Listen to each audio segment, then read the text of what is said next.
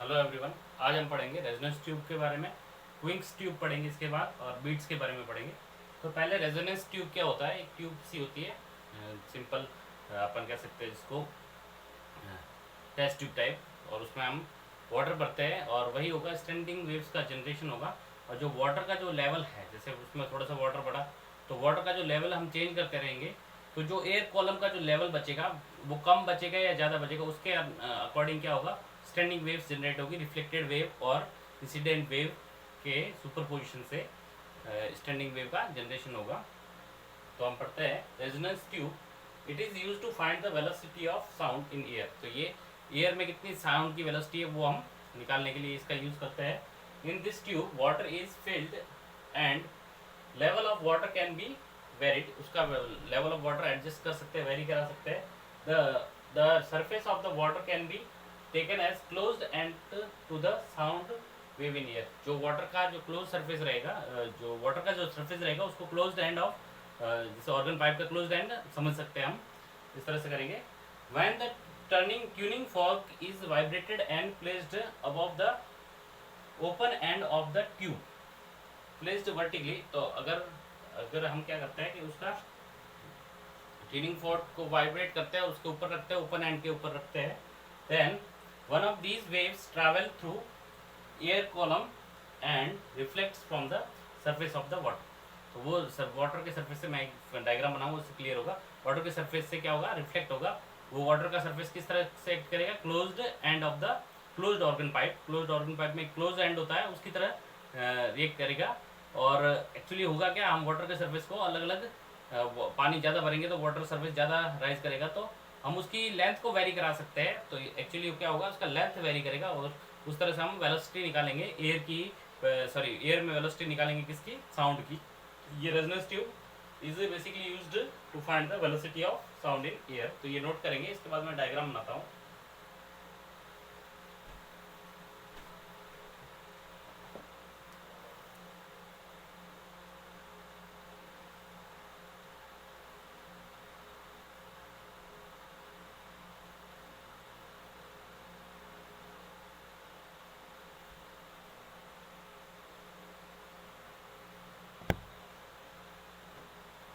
The superposition of the incident wave and reflected wave causes formation of standing waves or the selected length of air columns called resonating length। होता क्या है, एक tube ली, tube में हमने थोड़ा सा water भरा।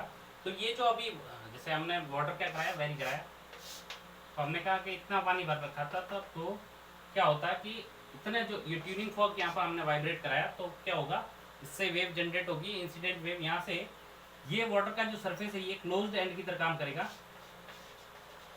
Closed end of closed organ pipe. तो ये इधर से ओपन है और इधर से क्लोज्ड है, तो इसका मतलब ये ऑर्गन पाइप है, क्लोज्ड ऑर्गन पाइप में हमने वाटर भरा। तो क्या हुआ कि वाटर का लेवल अगर हमने वेरी करा, वाटर का लेवल वेरी कर सकते हैं, इसमें पानी भर सकते हैं और ज़्यादा। तो ये जो लेंथ होगी, इस लेंथ में ये एयर कॉलम की लेंथ है, ये एयर कॉलम की लेंथ है, यहाँ पर एयर भरी हुई है। तो यहाँ से इंसिडेंट रे गई और रिफ्लेक्ट होकर एक रिफ्लेक्टेड वेव आई। तो क्या हुआ, इन दोनों का सुपरपोजिशन हुआ और उसकी वजह से स्टैंडिंग वेव जनरेट हुई। तो हम वाटर का लेवल हम राइज करा सकते हैं और पानी भर के इस तरह से और राइज करा सकते हैं। तो ये जो लेंथ होगी, ये मान लेते हैं L1 है, ये L2 है। तो इस बार क्या होगी, L2 लेंथ होगी और ये इस बार क्या होगी, L1 लेंथ होगी। तो हम वाटर का अगर लेवल अगर वेरी कराते रहे तो हम जो इन लेंथ को हमने क्या बोल दिया, रेजोनेटिंग लेंथ है। तो ये रेजोनेटिंग एयर कॉलम की जो लेंथ बची, एयर कहाँ है, एयर यहाँ तक है, इसमें एयर यहाँ तक है।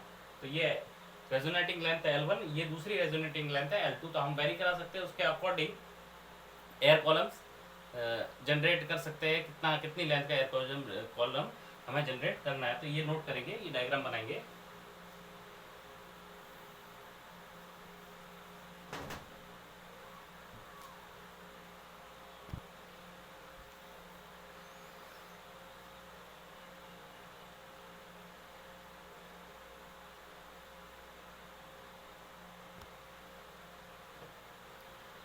तो इसमें क्या करते हैं हम, हमने एक ये ट्यूब लिया और इसमें थोड़ा सा वाटर भरा। तो इतनी सी जो लेंथ बची है, मान लेते हैं ये L1 है, यहाँ ट्यूनिंग फॉर्क रखा और हमने इस तरह से किया कि ये इसको वाइब्रेट किया, इसकी कुछ पर्टिकुलर फ्रिक्वेंसी मान लेते हैं एफ है, ट्यूनिंग फॉर्क है, उसकी पर्टिकुलर फ्रिक्वेंसी एफ है, तो मान लेते हैं ये लेंथ L1 है। तो अगर मैं कहूँ कि अगर ये लेंथ L1 के लिए स्टैंडिंग वेव बनती है और यहाँ पर ये क्या होगा, नोड डिस्प्लेसमेंट लेंथ की बात कर रहे हैं, मैं प्रेशर नोड की बात नहीं करूँगा, डिस्प्लेसमेंट नोड की बात करते हैं। तो ये डिस्प्लेसमेंट नोड होगा यहाँ पर और ये डिस्प्लेसमेंट एंटी नोड होगा। तो यहाँ पर इस तरह से अगर मैं बना सकता हूँ, अगर तो पहला फर्स्ट फंडामेंटल फ्रिक्वेंसी के लिए हमने कहा कि ये हमने एक एयर कॉलम का यहाँ पर एक नोड बना डिस्प्लेसमेंट और यहाँ पर डिस्प्लेसमेंट एंटी नोड बना। तो हमें पता है ये लेंथ L1 है, ओके। और अगर एंड करेक्शन को जोड़ा जाए कि एंड करेक्शन भी रहेगा थोड़ा बहुत, तो हमने कहा कि डिस्प्लेसमेंट एंटी नोड और एंड करेक्शन E है मान लेते हैं। तो यहाँ पर कितना होगा, एंड करेक्शन E होगा। तो हमें पता है ये L1 प्लस E लेंथ है, ओके। ये किसके बराबर है, नोड और एंटी नोड, ये एंटी नोड है। नोड और एंटी नोड के बीच की डिस्टेंस लैम्बडा बाई कितना होगा, लैम्बडा बाई, तो एक node anti node consecutive node और एंटी नोड के बीच की डिस्टेंस लैम्बडा बाई 4। यहाँ से लैम्बडा आ जाएगा हमारे पास 4 L1 plus E, first equation ये, ओके। तो ये नोट करेंगे। इसके बाद अब क्या करेंगे, वाटर का लेवल और या तो कम करेंगे या ज़्यादा करेंगे, डिपेंड करेगा। तो हमने कहा कि हम वाटर का लेवल हमने कम किया, तो हमने वाटर, तो ये नोट करेंगे पहले।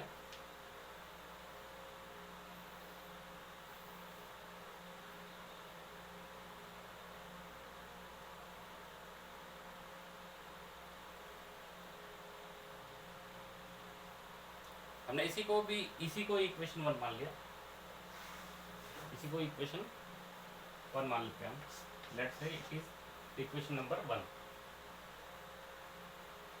ओके। इसके बाद ये डायग्राम बन जाएगा। इसके बाद अगर मैं इस डायग्राम को अपने कहा कि साइड में मैं डायग्राम बनाता हूँ,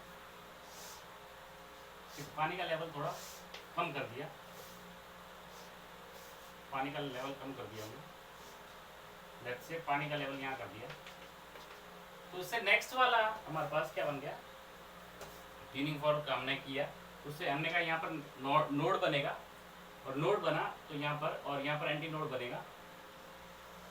तो हमने कहा कि इस तरह से हो गया। उससे नेक्स्ट वाला हुआ फंडामेंटल फ्रीक्वेंसी, उसके बाद नेक्स्ट वाली फ्रीक्वेंसी के लिए अगर इस तरह से दो लूप बन गए और ये एंड करेक्शन जोड़ा और ये लेंथ मान लेते हैं L2 है, तो ये L2 प्लस ये टोटल लेंथ है। तो ये टोटल लेंथ हमारे पास L2 प्लस E हो गया। और वो डिस्टेंस कितनी है, ये कितना हो गया, ये नोड और नोड के बीच की डिस्टेंस लैम्बडा बाई 2 और ये anti node displacement anti node.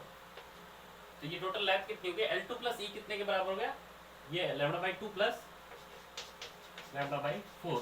तो हमारे पास कितना आ गया, 3 लैम्बडा बाई 4। तो ये L2 प्लस E कितना आ गया हमारे पास, 3 लैम्बडा बाई 4। इसको इक्वेशन हमने 2 बोल दिया। होगा क्या, हमने पता है ये लैम्बडा बाई 4 होता है, उससे नेक्स्ट वाला कितना होता है, 3 लैम्बडा बाई 4 होता है क्लोज्ड ऑर्गन पाइप में। तो ये लेंथ कितनी थी, L1 थी और ये L2 प्लस E थी, L1 प्लस E था और ये L2 प्लस E था। तो ये नोट करेंगे। इसके बाद हम क्या करते हैं, इक्वेशन 2 में से इक्वेशन 1 को हमने घटा दिया। लेट्स से इक्वेशन 2 में से इक्वेशन 1 को घटा दिया तो हमारे पास क्या बचा, लेफ्ट हैंड साइड में L2 माइनस L1 बच गया, E में से E कट गया और ये 3 लैम्बडा बाई 4 में से लैम्बडा बाई 4 बच गया, तो बचा 2 लैम्बडा बाई 4 बच। इसका मतलब कितना बचा, लैम्बडा बाई 2 बचा, L2 माइनस L1। तो इसको इक्वेशन हमने थर्ड बोल दिया। ये नोट करेंगे। अब हमारे पास क्या आ गया, L2 माइनस L1 लैम्बडा की वैल्यू आ गई, लैम्बडा की वैल्यू। इसको इक्वेशन थर्ड ना बोल के इससे नेक्स्ट वाली इक्वेशन को हमने थर्ड बोल दिया। तो यहाँ से लैम्बडा की वैल्यू आ गई, लैम्बडा की value 2 times L2 minus L1 आ गई। तो हमें एक्चुअली क्या होगा, वेवलेंथ निकालना था। तो स्पीड आ जाएगा frequency into lambda is equal to velocity. तो हमें स्पीड निकालना था, तो हमें लैम्बडा चाहिए था। तो लैम्बडा L2 और L1 की टर्म्स में हमें मिल गया। L2 और L1 हम स्केल से नाप सकते हैं, L1 और L2 कितना है उस पर्टिकुलर। हमने क्या किया, इससे वाटर कम करते रहे और ट्यूनिंग फॉर्क लगा के रखा। और क्या वो हमको ज़्यादा रेजोनेटिंग साउंड सुनाई दी, बहुत ज़्यादा लाउड सुनाई दी, तो वहाँ पर क्या होगा, वहाँ पर स्टैंडिंग वेव का जनरेशन होगा और वो मैक्सिमा होगा, वो प्रेशर का मैक्सिमा होगा या डिस्प्लेसमेंट का यहाँ पे मिनिमा क्रिएट होगा।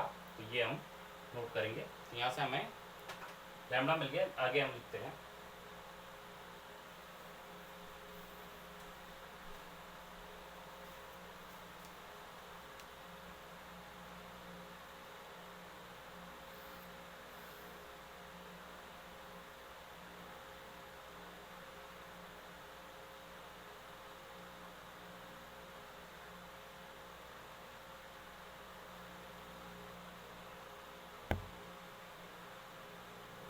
हमारे पास लैम्डा आ गया 2 times L2 minus L1। L2 और L1 हमें निकाल सकते हैं स्केल की हेल्प से। हमें पता है V is equal to F lambda. F frequency tuning fork की पता होगी, मार्केट से खरीदेंगे, उसकी फ्रीक्वेंसी हमें बता रहती है, लिखी रहती है उस पर। तो एफ इंटू लैम्डा की value 2 times L2 minus L1। तो 2f L2 माइनस L1 ये हमारे पास स्पीड जो निकालनी थी, स्पीड ऑफ साउंड किसके थ्रू था? एयर कूलन के थ्रू, इन एयर था। तो हम इस तरह से निकाल सकते हैं with the help of resonance tube. तो ये नोट करेंगे। तो ये इसका ऑब्जेक्टिव था, हमें स्पीड निकालना था, तो हमें लैम्डा चाहिए था। ट्यूनिंग फोर्क का फ्रीक्वेंसी पता है, फ्रीक्वेंसी इंटू लैम्डा होता है। तो लैम्डा निकालना है। लैम्डा किस तरह से निकालेंगे हमें पता है।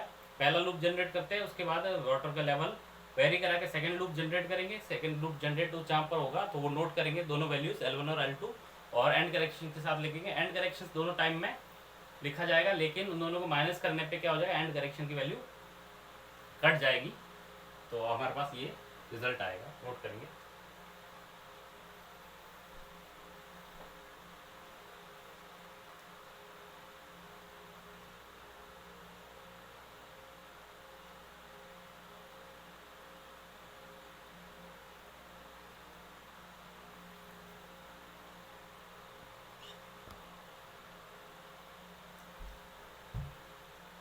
उसके बाद हम एक क्वेश्चन करते हैं। क्वेश्चन है हमारा, second and third resonating length of the resonance tube experiment were observed to be 54 centimetre and 89 centimetre when vibrated with the tuning fork of frequency 480 hertz. तो 480 हर्ट्ज का ट्यूनिंग फोर्क था, और second resonating length और third resonating length. तो first में हमारे पास एक loop बनता है, सेकंड में 2 लूप, और थर्ड में 3 लूप बनेंगे। तो हमारे पास फर्स्ट के लिए कितना था, λ/4 था, सेकंड के लिए 3 λ/4, और थर्ड के लिए कितना होगा 5 λ/4। तो ये हमें जानकारी ऑलरेडी पता है। किससे पता है? हमें क्लोज्ड ऑर्गन पाइप हम पढ़ चुके हैं, वहाँ से पता है। तो ये डायरेक्ट दे रखी है। पूछा क्या है, फाइंड वेलोसिटी ऑफ साउंड। दूसरा है ये पार्ट, फर्स्ट रेजोनेटिंग लेंथ पूछा है, और थर्ड है inner diameter of the tube पूछा है। तो क्वेश्चन नोट करेंगे, इसके बाद हम सॉल्यूशन करते हैं।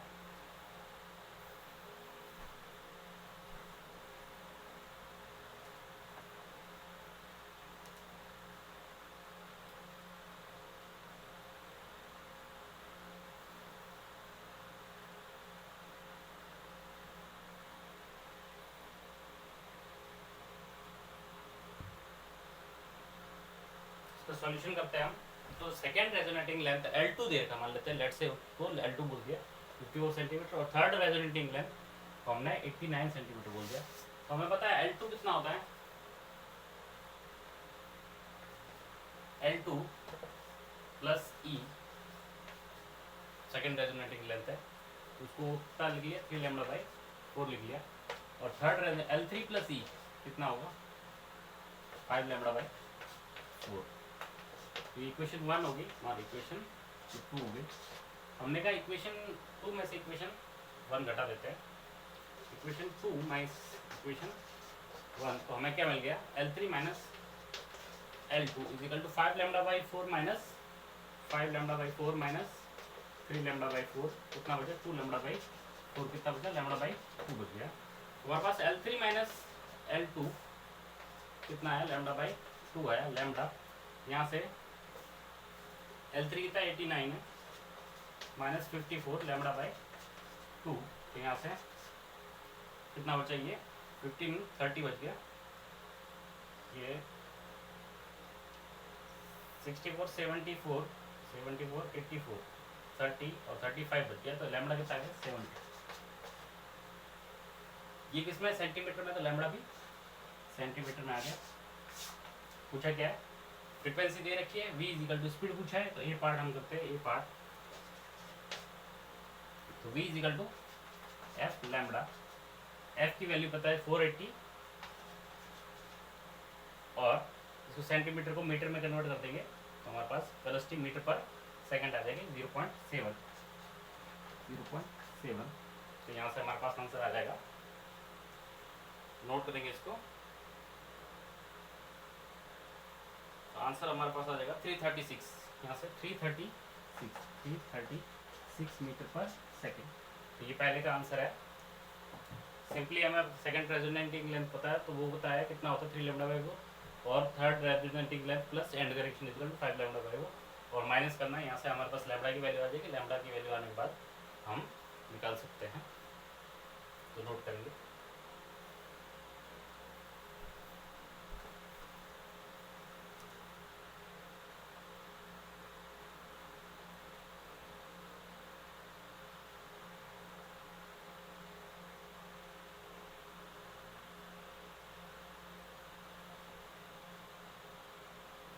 अब हमें बी पार्ट पूछा है, फर्स्ट रेजोनेटिंग लेंथ क्या होगी, L1 पूछा है।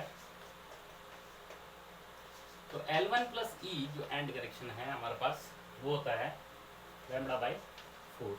और लेट से L2 बोला इसने, L2 plus E is equal to कितना है 3 लैम्डा बाई 4। तो हमें पता है, अगर मैं इक्वेशन इसको 1 बोल दूँ या इसको थर्ड बोल दूँ, इसको 4 बोल दूँ,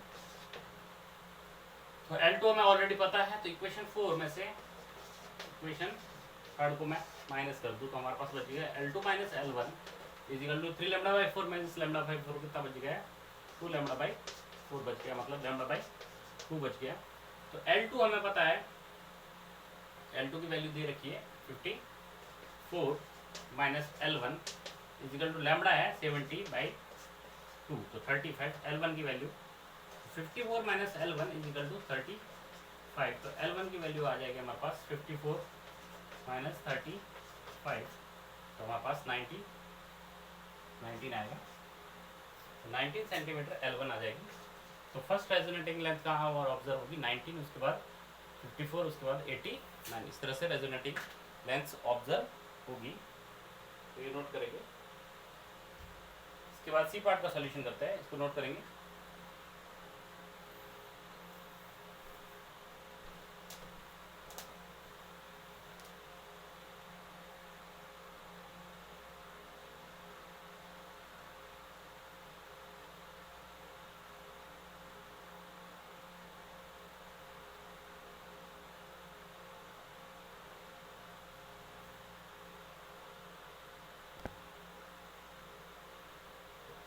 इसके बाद सी पार्ट पूछा हमसे inner diameter of the tube.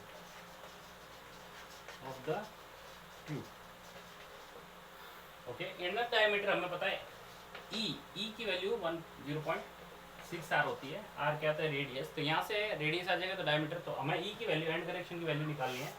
तो let's say L1 plus E is equal to lambda by 4 होता है। यहाँ से L1 की वैल्यू 19 सेंटीमीटर आया, plus E is equal to lambda कितना है 70 बाई 4। यहाँ से ई की वैल्यू आ जाएगी हमारे पास, ई की वैल्यू आ जाएगी ये 70 बाई 4 माइनस 90,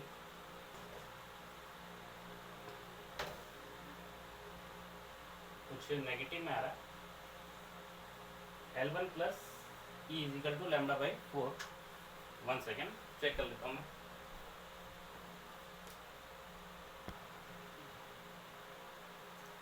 यहाँ से हमारे पास ई की वैल्यू जो भी आएगी, ई की वैल्यू हम माइनस में आ रही है, लेकिन हम मैग्नीट्यूड ले लेंगे कि मैग्नीट्यूड कितना आ रहा है ई का। यहाँ से 70 माइनस 76 बाई 4 कितना आ जाएगा, मैग्नीट्यूड 6 बाई 4 1.5 सेंटीमीटर ई की वैल्यू आ जाएगी 1.5 सेंटीमीटर, वो 0.6 आर के बराबर है।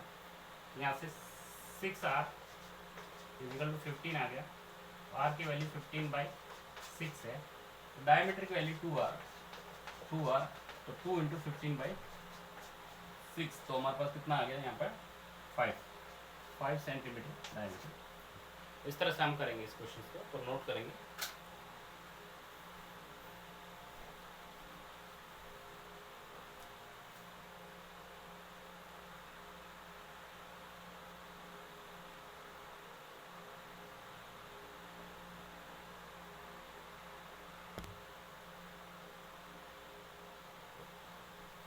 हम पढ़ते हैं क्विंक्स ट्यूब। क्विंक्स ट्यूब क्या होती है? ये भी स्पीड ऑफ साउंड को मेजर करने के लिए काम आती है। इस तरह की एक ट्यूब होती है, नीचे से एक फिक्स्ड पर्टिकुलर अंदर वाली ट्यूब फिक्स्ड रहती है। ये वाली ट्यूब फिक्स्ड है और ये वाली हम स्लाइड कर सकते हैं, PQR वाली हम स्लाइड कर सकते हैं ऊपर नीचे, ताकि ये वाली चीज़ जो रहेगी वो वेरी करा सकते हैं हम इसको। होता क्या है? It is using the concept of interference of sound waves, the वायरलेस of sound wave can be found out with the help of the Quincke's tubes.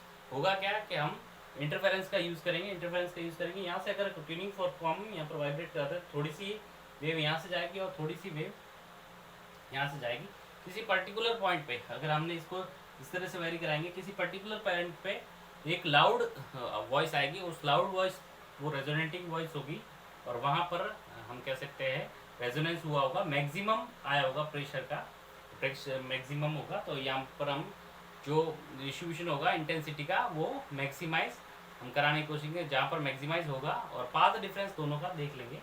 तो ये इसमें कंसेप्ट रहेगा interference of interference of waves, sound waves. The tube has a fixed part ABC fixed part है, and the movable part PQR क्या है? Movable part which can slide on the inner tube पे slide up करा सकते हैं। Tuning fork of known frequency is, ये tuning fork है और इस नॉन फ्रिक्वेंसी ये बाजार से खरीदा हमने, is vibrated and placed at the end of the ए। इसको वाइब्रेट कराया और यहाँ पर हमने इसको प्लेस किया, तो यहाँ से कुछ वेव्स यहाँ से जाएगी और कुछ वेव्स यहाँ से जाएगी। तो ये नोट करेंगे, इसके बाद एक्सप्लेन करता हूँ मैं।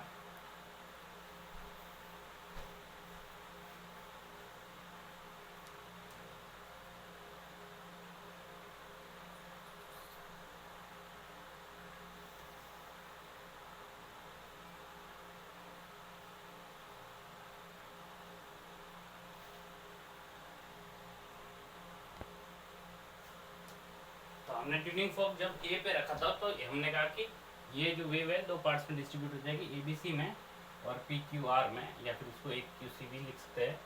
तो wave distributes at point A and travel through two paths ABC and AQC। ये ABC हो गया हमारे पास और ये AQC पार्ट बोल दिया इसको हमने। They interfere at point and at open point C। यहाँ पर C पॉइंट पे इंटरफेरेंस हो गया, यहाँ पर इंटरफेरेंस होगा, ये वेरी कराएंगे कि इसको पार्ट्स को मूव करा सकते हैं कहाँ कहाँ इंटरफेरेंस हो रहा है। और यहाँ पर D एक डिटेक्टर है, माइक टाइप का माइक लगा हुआ है, where suitable detector D is placed. D suitable detector है, ये D को हमने प्लेस किया, माइक टाइप है। अगर हम कहते हैं कि अगर AQC इनिशियली कहता है, ये इनिशियली और ये दोनों अगर बराबर होता, ये थोड़ा सा इधर होता और ये दोनों बीच में होता है इस तरह से। अगर मैंने कहा AQC और ABC अगर बराबर होते तो यहाँ से वेव जाती है और यहाँ से वेव जाती है, दोनों बीचों बीच में मिलते तो मैक्सिमम फाउंड होता हमारे पास, लाउड होता वहाँ पर वॉइस। तो क्या होगा? Then the interference is constructive interference होता है and it records maximum sound. उसको क्या होता है? रिकॉर्ड हो जाता है मैक्सिमम साउंड। इस तरह से अगर होता,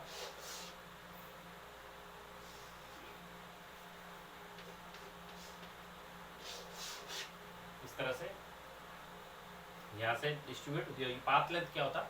पाथ लेंथ हमारे पास दोनों का पाथ लेंथ बराबर हो जाता और दोनों का पाथ लेंथ बराबर होने की वजह से यहाँ पर मैक्सिमा हमें मिल जाता, कंस्ट्रक्टिव इंटरफेरेंस होता। अगर हमने कहा कि कंस्ट्रक्टिव, तो पहला मैक्सिमा मिलता वहाँ पे।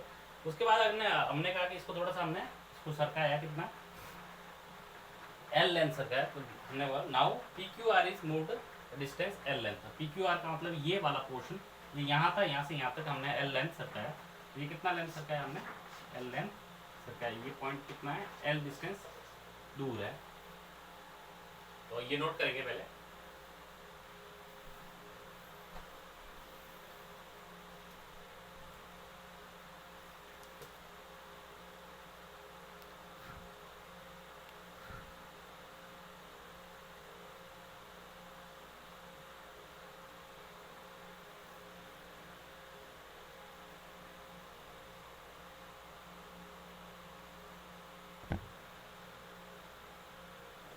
हमने कहा कि इसको हमने L लेंथ रखाया, तो ये डिस्टेंस कितनी होगी? L होगी। तो एक वेव यहाँ से यहाँ तक जाएगी और एक वेव यहाँ से यहाँ तक जाएगी। तो देखिए path path length, path difference देखेंगे, पाथ डिफरेंस, दोनों वेव्स का path difference delta x, path difference देखेंगे तो ये पाथ डिफरेंस यहाँ से यहाँ तक जाने के लिए और ये यहाँ से यहाँ तक गई है, तो पाथ डिफरेंस इन दोनों का कितना आया, 2L पाथ डिफरेंस आया, L और L ये कितना हुआ total path difference, path difference ये यहाँ पे था पहले, यहाँ पे, यहाँ थोड़ा सा L इसको सरकाया तो कितना पाथ डिफरेंस कितना हो गया, पाथ डिफरेंस ये तो L था ही और ये ऊपर से L ऐड हो गया, तो एक्चुअली हो गया, आप देखोगे यहाँ से अगर 2πr था, इसको अगर मैंने इसको L इसको इधर सरकाया तो हमारे पास ये कितना हो जाएगा, ये तो L यहाँ से यहाँ तक पाथ डिफरेंस और यहाँ से यहाँ तक L और ये L टोटल कितना हो गया, 2L पाथ डिफरेंस हो गया, पाथ डिफरेंस हमारे पास 2L हो गया। तो अगर हमने कहा, अगर हमें ये डिटेक्टर रखा है और ये हमने कहा कि डिटेक्टर, तो हमने क्या है यहाँ से थोड़ा सा सरकाया, एक पर्टिकुलर लेंथ पर सरकाया और वहाँ पर डिटेक्टर अगर कर रहा है, डिटेक्ट मैक्सिमम वॉइस कर रहा है, तो हम क्या कर सकते हैं, वहाँ पर कंस्ट्रक्टिव इंटरफेरेंस होगा। तो for constructive interference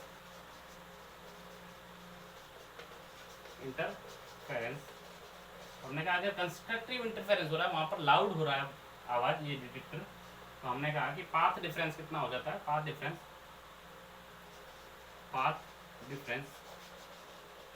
is equal to n lambda, lambda times n times lambda हो जाता है, तो हमारे पास कितना हो जाएगा, 2L किसके बराबर हो जाएगा, n लैम्बडा। तो ये क्या होगा, nth मैक्सिमा होगा, तो पाथ डिफरेंस 0 होगा तो हमारे पास फर्स्ट मैक्सिमा होगा, 0th मैक्सिमा बोल सकते हैं उसको, ये मैक्सिमा आएगा कौन सा, nth मैक्सिमा होगा, तो n1 लिख देंगे, 2 लिख देंगे, 3 लिख देंगे, इस तरह से हमारे पास। तो हमें क्या करना है, वेलोसिटी निकालना है तो हमें लैम्बडा निकालना होगा। और अगर हमने कहा कि अगर यहाँ पर कुछ आवाज़ सुनाई नहीं दे, अगर कुछ भी आवाज़ सुनाई नहीं देती, इसका मतलब वो डार्क है, और डार्क है इसका मतलब क्या है, dark in the sense minima है, तो वो कैसा इंटरफेरेंस होगा, वो डिस्ट्रक्टिव इंटरफेरेंस होगा। तो फॉर डिस्ट्रक्टिव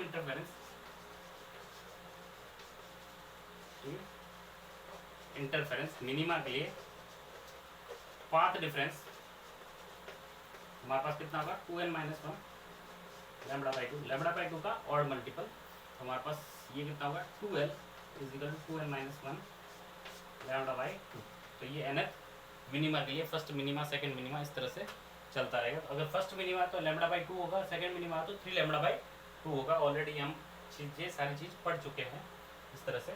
तो हमारे पास यहाँ से लैम्बडा की वैल्यू हम निकाल सकते हैं, तो ये नोट करेंगे।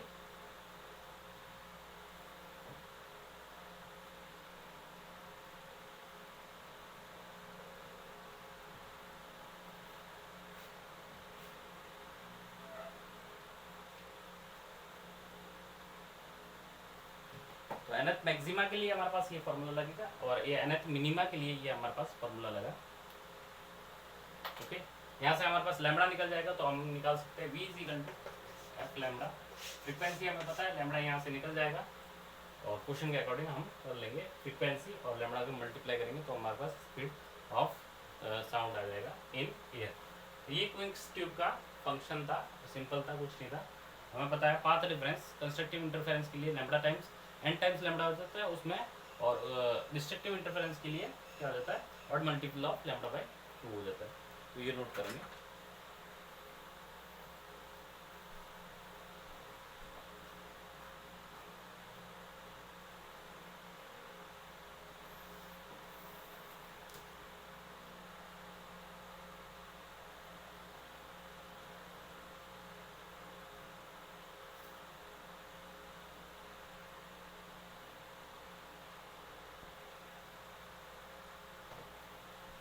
हमारा नेक्स्ट टॉपिक है बीट्स। बीट्स कुछ ऐसी साउंड्स होती है जो रिपीट होती है, पीरियोडिक होती है, और कुछ पीरियोडिक फ्लक्चुएशंस होते हैं जो कुछ टाइम के बाद में अपने आप को रिपीट करते रहते हैं। और आपने बड़ा फेमस टर्म है बीट्स, आपने सुना ही होगा। रेडियो को अगर हम उसका जो वो रेडियो को, अगर रेडियो आपने देखा होगा बचपन में, या फिर आपके पास अभी भी होगा, तो उसको हम इस तरह से अगर फ्रिक्वेंसी को अगर चेंज करते हैं तो कुछ पर्टिकुलर हमें बीट्स सुनाई देती है। अगर हम चैनल को चेंज करते हैं और चैनल फिक्स आता है तो बीट्स गायब हो जाती है।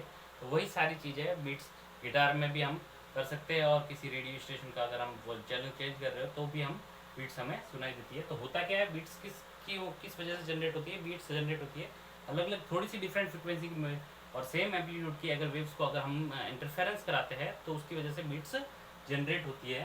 तो this phenomenon is observed on adding waves that differ in frequency only. अगर उनका फ्रिक्वेंसी में थोड़ा सा चेंजेस है, एम्पलीट्यूड वगैरह सेम है, बाकी सब कुछ चीज़ें सेम है, तो अगर फ्रिक्वेंसी और अगर हमें एंगुलर फ्रिक्वेंसी अलग अलग है तो वो जो इंटरफेरेंस होगा डिपेंड करेगा कंस्ट्रक्टिव होगा या डिस्ट्रक्टिव होगा, उसकी वजह से क्या होगी, बीट्स जनरेट होगी।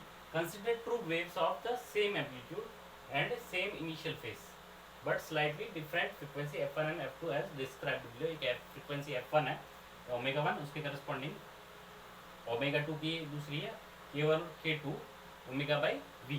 k1 क्या है यहाँ पे ओमेगा 1 बाई v और k2 क्या है ओमेगा 2 बाई v है। v स्पीड मान लेते एयर में ही बात कर रहे हैं, तो ये एयर में एक वेव है a sine omega kx minus omega T या ओमेगा टी माइनस kx इस तरह से भी लिख सकते हैं। मान लेते दोनों ही एक ही डायरेक्शन में जा रही है, मान लेते k1x minus omega T k2x minus omega T, दोनों का एम्पलीट्यूड सेम है। ओके, और यूजिंग सुपरपोजिशन प्रिंसिपल अगर मैंने कहा कि सुपर इम्पोज होती है तो y इक्वल टू क्या होगा, अलजेब्रिक सम y1 प्लस y2। y1 कितना है a sine omega k1x minus omega T और a sine k2x minus omega T. अब इसको ऐड करेंगे, a क्या होंगे, a हम कॉमन ले लेंगे, आगे एडिंग करेंगे, तो ये नोट करेंगे